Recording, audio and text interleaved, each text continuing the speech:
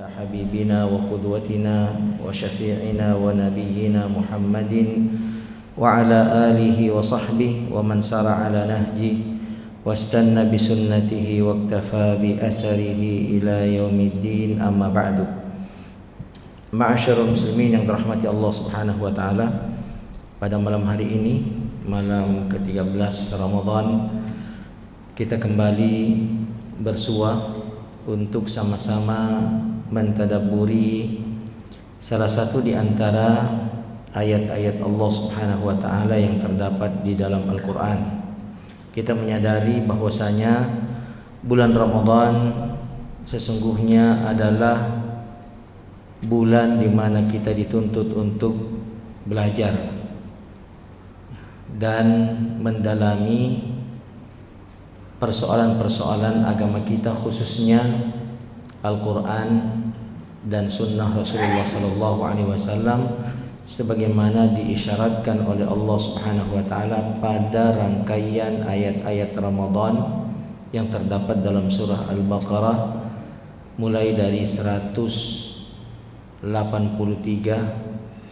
hingga 187. Isyaratnya terdapat dalam ayat yang terdapat pada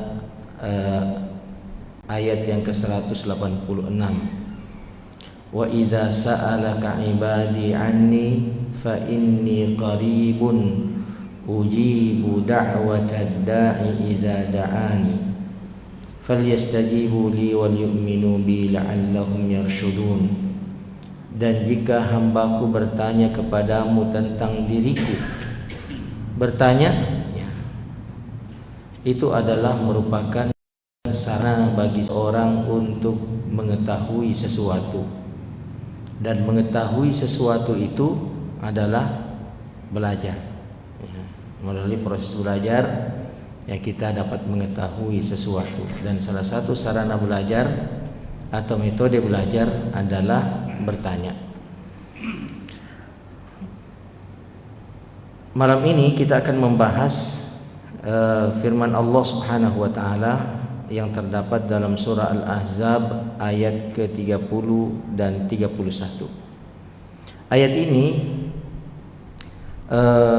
membahas tentang bagaimana seharusnya seorang wanita yang telah menjadi istri bersikap terhadap suaminya di dalam rumah tangga. Dan yang menjadi contoh di sini adalah istri Rasulullah sallallahu alaihi wasallam. Allah Subhanahu wa taala berfirman, a'udzubillahi minasyaitonir rajim. Ya nisa'an nabiyyi man ya'ti minkunna bifahishatin mubayyinah yudha'af lahal 'adzabu dhi'fain wa kana dzalika 'ala Allahi yasira.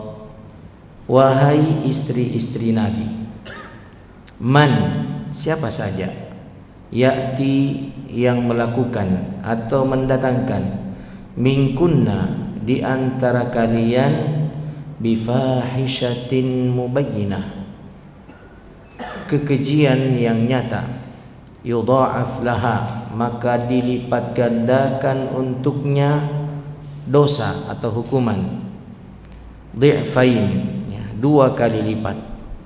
Wa kana dzalika, dan hal yang demikian itu, melipat gandakan hukuman, 'ala Allah, bagi Allah, yasiran, perkara yang mudah.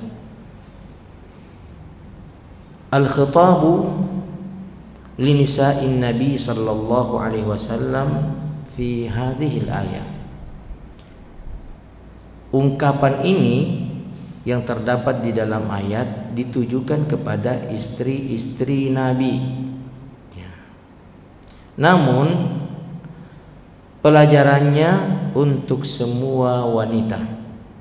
Ada kaidah terkait dengan kekhususan-kekhususan yang terdapat di dalam ayat-ayat Al-Quran. Kaidahnya berbunyi, al-ibratu bi umumil lafzi la bi khususi as-sababi. Jadi pelajarannya itu sesuai dengan keumuman lafaz, bukan kekhususan sebab. Ya, sebabnya ini khusus kepada istri Nabi, tapi pelajarannya untuk semua wanita, ya, khususnya orang-orang beriman. May ya'ti minkunna bi fahisha, siapa di antara kalian yang melakukan fahisha, ya, kekejian. Di dalam Al-Quran fahisha itu merujuk kepada zina, tetapi di sini bukan zina, sebagaimana yang ditafsirkan oleh sahabat Abdullah bin Abbas radhiyallahu taala anhuma. Ya, yang dimaksudkan fahisha di sini adalah nusyuz, ya, wasu'ul khuluq, ya, atau sebagaimana yang disebutkan oleh Syekh Utsaimin bazaatul lisan. Yang dimaksudkan fahisha di sini adalah pembangkangan, ya, atau etika yang buruk, ya, kepada Rasulullah sallallahu alaihi wasallam. Artinya, siapa saja di antara kalian wahai istri-istri Nabi yang bersikap buruk terhadap Rasulullah sallallahu alaihi wasallam atau membangkang terhadap perintah Rasulullah sallallahu alaihi wasallam yang merupakan suami kalian, maka dosanya dilipat gandakan 2 kali. Dan melipat gandakan dosa bagi kalian 2 kali itu hal yang mudah bagi Allah Subhanahu wa taala. Ya, kita tahu ma'asyiral muslimin bahwa istri-istri Rasulullah sallallahu alaihi wasallam itu memiliki kedudukan yang sangat istimewa, kedudukan yang sangat tinggi, karena mereka adalah istri Rasulullah sallallahu alaihi wasallam. Maka karena mereka adalah istri Rasulullah, kedudukannya pun menjadi istimewa dibandingkan wanita-wanita yang lain. Kalau kita mau menghukum seseorang dan orang itu memiliki kedudukan yang sangat tinggi, kedudukan yang sangat terhormat, ya, menjadi sangat berat. Kita penuh pertimbangan untuk menjatuhkan hukuman kepadanya. Apalagi kalau hukumannya mau dilipat gandakan.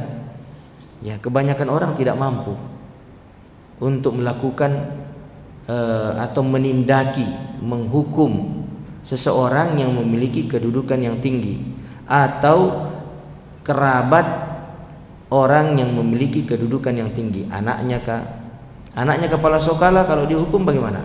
Sama dengan hukuman yang lain? Anaknya kepala sekolah sama ya? Tidak sama. Guru itu akan merasa berat, penuh pertimbangan kalau mau menghukum anaknya kepala sekolah. Tapi anaknya yang bukan kepala sekolah, ringan ya, ringan aja dia hukum, tidak ada pertimbangan. Nah, jangan sampai nih istri-istri Nabi, ya kan, menganggap kita tidak akan dihukum, kan kita istri Nabi, gitu. Maka Allah Subhanahu wa taala mewanti-wanti mereka. Allah Subhanahu wa taala berfirman, "Wa kana dzalika 'ala Allahi yasira."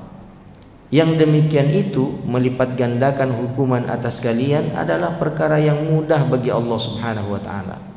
Karena Allah itu tidak punya nasab kepada manusia, dan pada dasarnya Allah tidak butuh kepada manusia. Maka sangat mudah bagi Allah Subhanahu wa taala untuk menghukum dan melipat gandakan hukuman kepada siapapun di antara hamba-hambanya.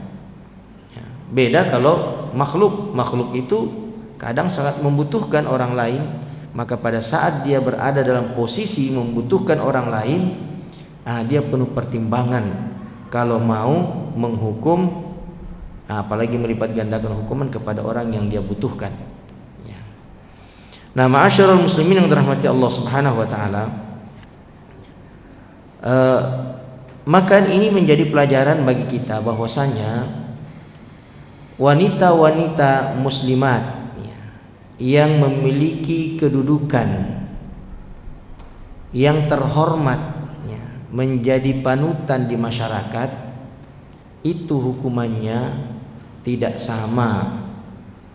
Dosanya ketika dia melakukan keburukan tidak sama dengan wanita-wanita pada umumnya. Mengapa? Karena dia menjadi teladan, karena dia menjadi contoh, mudah bagi orang untuk meneladani dan mencontohinya, sehingga keburukan yang dia lakukan itu berdampak luas, bisa menggelincirkan orang lain, maka dosanya pun lebih besar dibandingkan yang lainnya. Maka istrinya para ustadz itu harus waspada dan berhati-hati.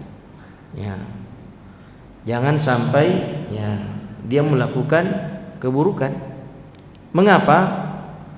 Karena dia sesungguhnya teladan bagi wanita-wanita yang lain di sekitarnya. Kalau dia melakukan kejahatan, mudah dan segera diteladani. Yang kedua, sikapnya itu mencederai dan merusak kehormatan suaminya. Suaminya memiliki kedudukan yang tinggi karena ilmu yang dia miliki. Nah, perbuatannya itu dapat mencoreng dan merusak kedudukan suaminya. Yang ketiga, dapat merusak pendidikan anak-anaknya, karena anak-anak itu berteladan kepada ibu lebih banyak daripada kepada ayah. Dalam bahasa kita selalu ibu yang menjadi ukuran.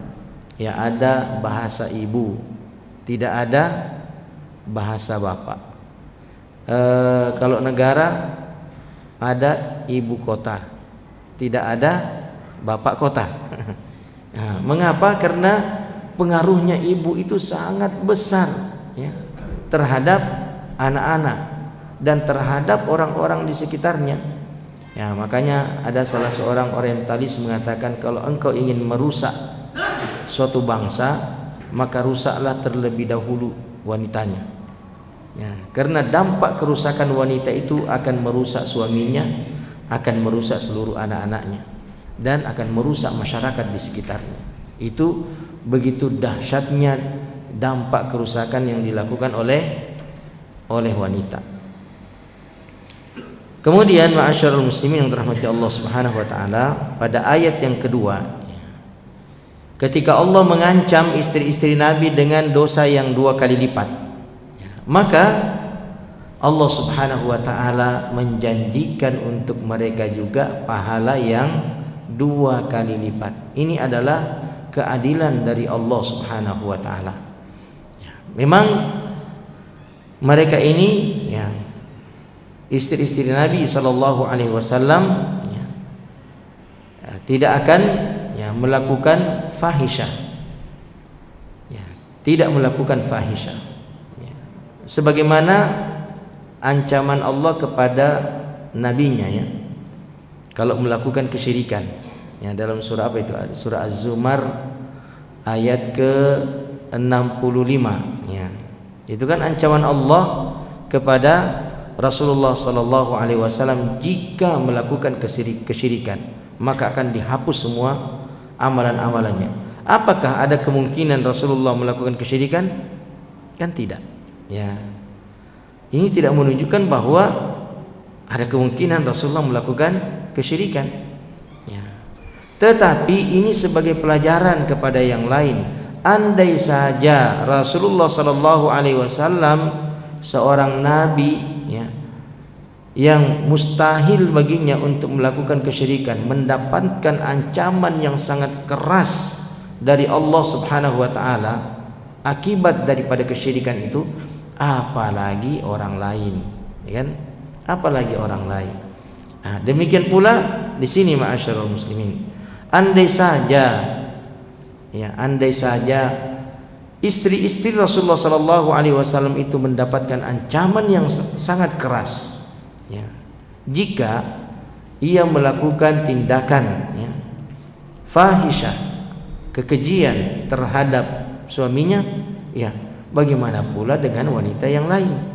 Ya, tentu ya kalau qiyasul aula, tentu mereka lebih layak untuk diancam ya, dengan ancaman seperti ini. Demikian pula ma'asyiral muslimin terkait dengan kelipatan pahala ya, yang dijanjikan kepada istri-istri Rasulullah sallallahu alaihi wasallam. Ya, ini juga bisa diperoleh oleh wanita-wanita yang lain. Wa may yaqnut minkunna lillahi wa rasuli, dan barang siapa di antara kalian yang taat ya kepada Allah dan kepada Rasulnya. Taat kepada Allah ma'asyiral muslimin itu jenisnya taat ibadah ya. Dan taat kepada Rasulullah sallallahu alaihi wasallam ya, dari istri-istrinya bukanlah taat ibadah.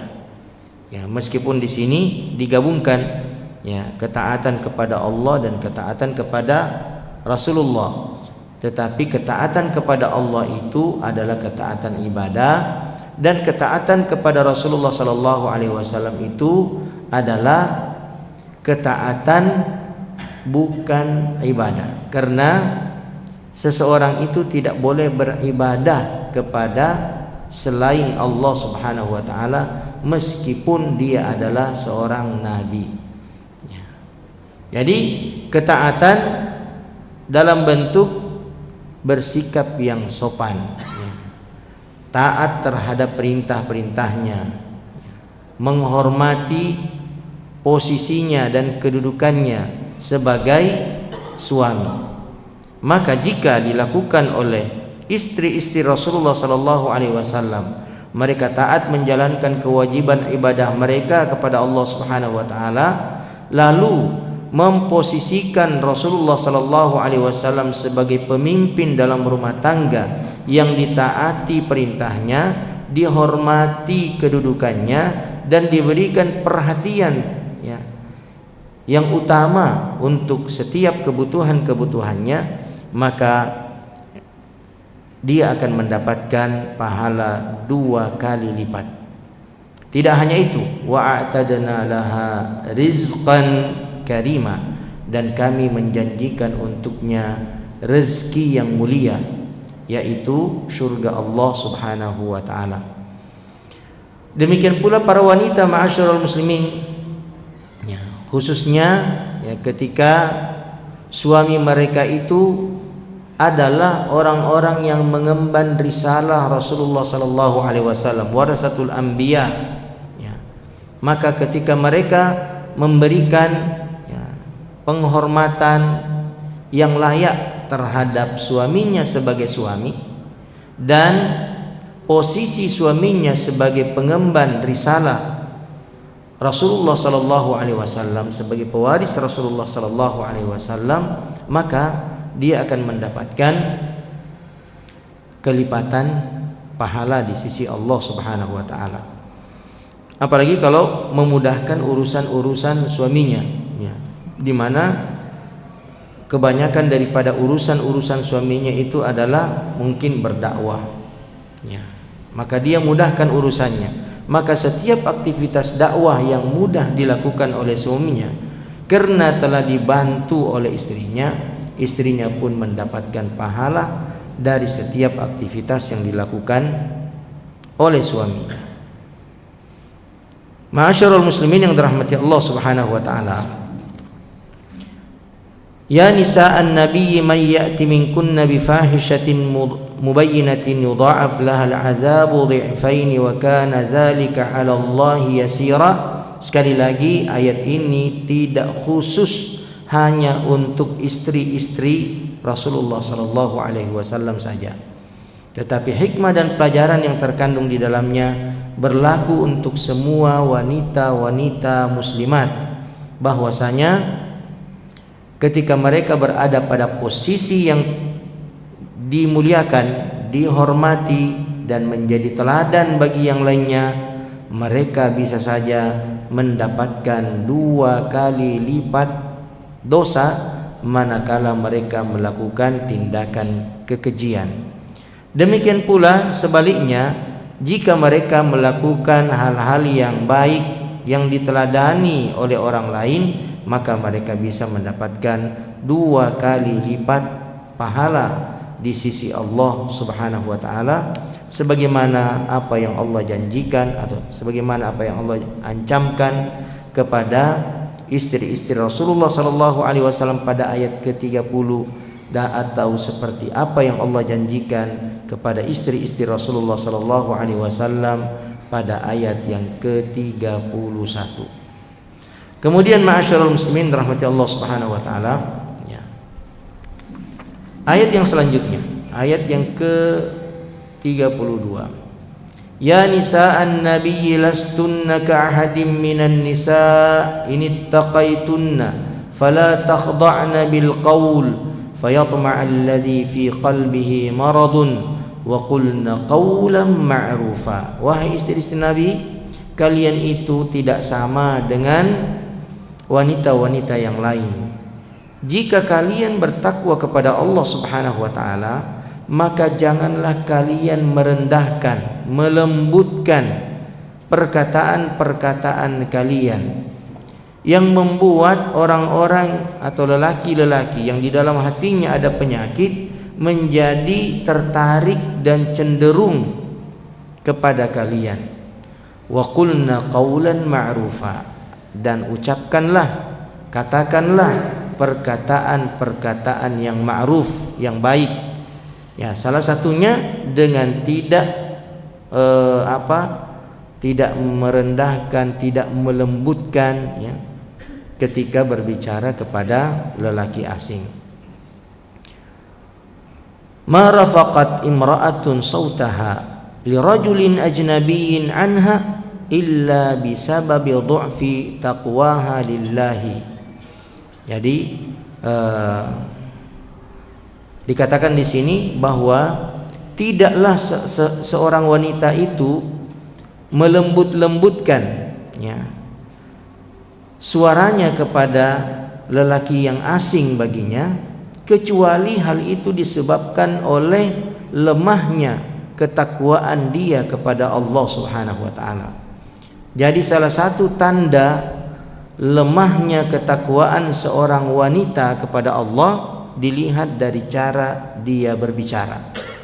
Kalau berbicaranya dibuat-buat, mendayu-dayu, dibuat selembut-lembutnya, maka itu sudah menjadi tanda bahwa sesungguhnya ketakwaan di dalam hatinya itu sangat lemah. Ya. Karena di sini, ya, Allah Subhanahu wa taala memberikan syarat, ini taqaitunna. Jika kalian memang bertakwa kepada Allah, maka fala takhda'na bil qaul. Ya, jangan kalian melembut-lembutkan, mendayu-dayukan, ya, suara kalian ketika berbicara kepada lelaki yang lain. Yang kedua, sahibus syahawat yatma'u bi kulli afifatin walau kanat zaujatan Nabi sallallahu alaihi wasallam.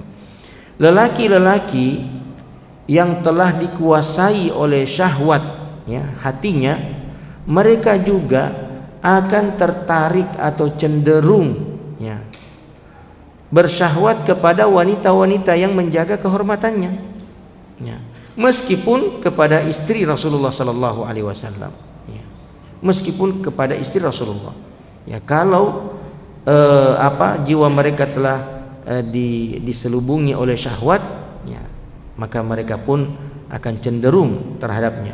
Fahdarillah zaujat anbiya'ihi qailan fahazzarallahu zaujati anbiya'i qailan fala takhda'na bil qawli fayatma'al ladzi fi qalbihi marad. Oleh karena itu Allah mewanti-wanti istri-istri nabinya, ya, agar mereka tidak melembutkan ucapan-ucapan mereka kepada lelaki lain, sehingga hal itu mendorong mereka tertarik, ya, kepada istri Rasulullah sallallahu alaihi wasallam.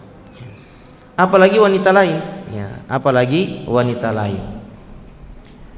Yang ketiga, firman Allah Subhanahu wa taala, fayatma'al ladzi fi qalbihi marad. Al-qalbus salim la yatma'u fi ma'siyatin. Idh kaifa yajra'u ala dzalika wa huwa ya'lam anna Allah yanzuru ila qalbihi. Ya.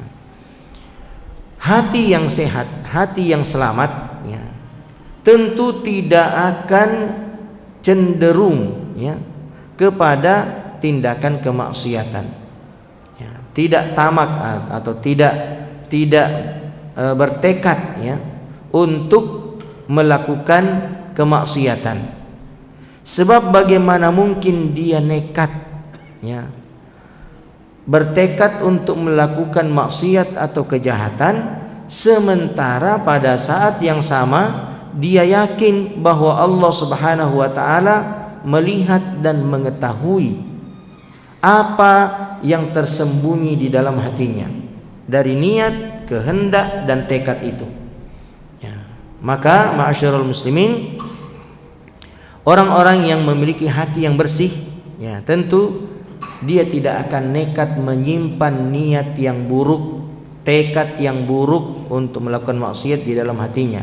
Sebab dia tahu bahwasanya apa yang dia niatkan di dalam hatinya atau yang dia tekadkan di dalam hatinya diketahui oleh Allah Subhanahu wa taala. Maka sebaik apa pengetahuan seseorang kepada Allah, maka akan semakin kuat perasaan muraqabatullah di dalam dirinya. Ya, makanya di ayat Ramadan itu kan Allah Subhanahu wa taala berfirman, wa idza sa'alaka 'ibadi 'anni fa inni qarib. Kalau hamba-hambaku bertanya kepadamu tentang diriku, maka katakanlah kepada mereka, inni qarib, aku itu sangat dekat. Bagaimana kedekatan Allah? Ilustrasinya antum bisa buka di surah Qaf, ya, ayat yang ke-16, ya.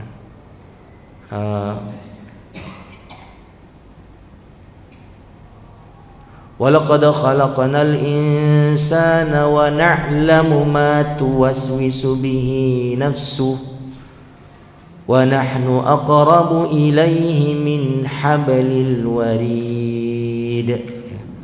Sungguh kami telah menciptakan manusia itu, dan kami mengetahui apa yang dibisikkan di dalam hati mereka.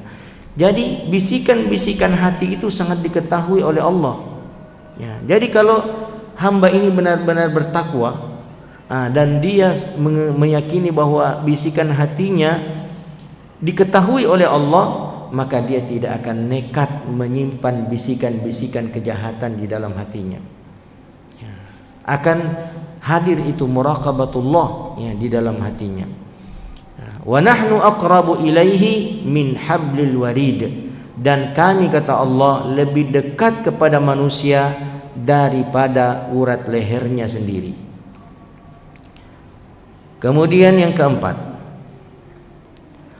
fala takhda'na bil qaul wa qarna fi buyutikunna wa la tabarrajna ayyatuhal karima al afifa tilka abwabul hayatis sa'idatis syarifah.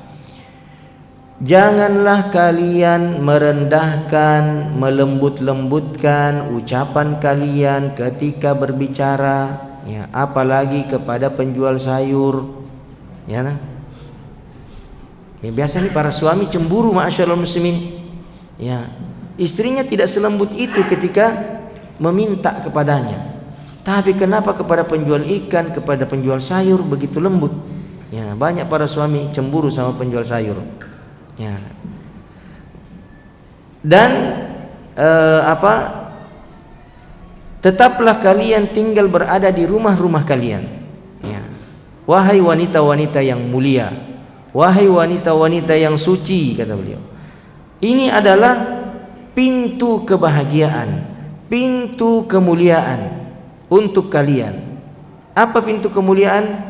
Adalah menjaga diri kalian dari kecenderungan, dari ketertarikan lelaki-lelaki lain selain daripada suami kalian. Itu adalah kemuliaan. Nah, itu adalah keberuntungan bagi seorang wanita ketika dia berusaha untuk menjaga jangan sampai ada lelaki-lelaki lain yang memiliki kecenderungan terhadap dirinya. Ya. Dan ini adalah jalan keselamatan. Ya. Maka wanita-wanita seperti ini, ma'asyiral muslimin, tidak banyak soleh ke sana kemari. Ya.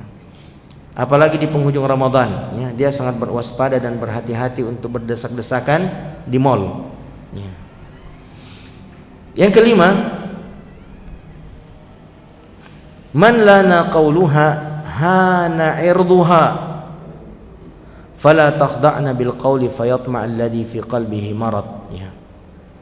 Barang siapa di antara wanita yang melembut-lembutkan, ya, ucapannya, perkataannya, ya, maka hana irduha, kehormatannya pun akan rendah, kehormatannya pun akan hina. Jadi semakin mudah wanita itu, ya, atau semakin mendekat wanita itu kepada lelaki asing, ya, maka semakin rendahlah kehormatan dirinya. Yang ketujuh, yang keenam, ya nisa'an nabiyyi lastunna ka'ahadin minan nisa' wa lam yaqul minan nas bal qaranahunna Allah bi jinsihinna. Ya. Allah Subhanahu wa taala tidak mengatakan wahai istri-istri Nabi, ya, kalian itu tidak sama dengan orang lain. Ya, kalau orang lain artinya lelaki masuk di situ, ya kan? Tetapi Allah Subhanahu wa taala mengkhususkan analoginya, ya, hanya kepada wanita-wanita saja. Jadi kalian itu tidak sama dengan wanita-wanita lain, bukan kepada manusia, ya, yang mencakup laki-laki. Ya jelas wanita tidak sama dengan laki-laki. Ya. Dalam banyak hal tidak sama dengan lelaki. Dalam perkara hukum, ya, hukum syariat itu tidak sama, ya, dengan lelaki pada beberapa sisi. Ya. Hukum sholat sama enggak laki-laki dengan wanita? Hukumnya tidak sama, ya. Apa yang beda tidak sama? Tidak wajib ke masjid, gitu. Ya, lebih utama di rumah. Apalagi ada waktu di mana mereka diharamkan untuk sholat. Laki-laki, ya, ada, berarti laki-laki itu yang menganggap dirinya wanita, ya, kalau dia tidak sholat, ya, merasa tidak perlu sholat, ya, tidak wajib sholat, ya, berarti dia anggap dirinya wanita. Kemudian yang ketujuh, fala takhda'na bil qawli fayatma' alladhi fi qalbihi marad wa qulna qawlan ma'rufa idza ihtajatil mar'atu lil hadithi ma'a rajulin ghairi mahramin falyakun qawlaha qawlan ma'rufa. Ya. Ayat ini mengisyaratkan bahwa jika seorang wanita itu membutuhkan untuk bercakap-cakap dengan lelaki lain yang bukan mahramnya, maka hendaklah dia mengucapkan perkataan-perkataan yang ma'ruf. Salah satunya adalah tidak melembutkan suara dan tidak memancing ketertarikan lawan bicaranya. Terakhir, ma'asyiral muslimin, subhanallah, 16. Kayaknya tidak bisa nih. 20, 23. Oh subhanallah. Sampai di sini aja barangkali, ya. Terlalu banyak ternyata, ya, yang mau dibaca. Sampai terakhir ini, di halaman ini aja, ya. Halaman 35. Yang kedelapan, ini taqaitunna fala takhda'na bil qaul. Nah, man khada'at biqauliha faqad khala'at libasat taqwa. Ya. Barang siapa di antara wanita yang melembut-lembutkan ya suaranya ketika berbicara kepada lelaki asing, maka sungguh dia telah melepaskan dari dirinya pakaian ketakwaan yang membuatnya mulia dan terhormat ya. Maka wahai para wanita muslimat ya, tetaplah menggunakan pakaian ketakwaan kalian yang membuat kalian semakin mulia dan semakin terhormat. Salah satunya adalah tidak membuat ucapan perkataan kalian kepada lelaki asing menjadi lembut mendayu-dayu sehingga membuat hati mereka tertarik. Tapi itulah yang diajarkan kepada mereka di dunia kerja hari ini, ya enggak? Apalagi kalau mereka menjadi pegawai bank, ya mereka harus apa itu 3S? Apa? Senyum, sapa, sayang. Auzubillah. Nasallallahu alaihi. Ya. Nah, inilah yang diajarkan kepada wanita-wanita muslimat ini di dunia kerja, ya. Yang menyebabkan kehormatan diri mereka sangat mudah dirusak ya dan dilecehkan oleh lelaki-lelaki yang di dalam hati mereka itu ya diselimuti dengan syahwat dan hawa nafsu wal a'yadzubillah. Demikian ma'asyiral muslimin yang dirahmati Allah Subhanahu wa taala, tadabbur dari 2 ayat ini atau 3 ayat ini sampai ayat ke-32 semoga memberikan manfaat untuk kita semuanya. Kita tutup dengan doa kafaratul majlis. Subhanakallahumma wa bihamdik asyhadu an la ilaha illa anta astaghfiruka wa atubu ilaika. Wassalamu alaikum warahmatullahi wabarakatuh.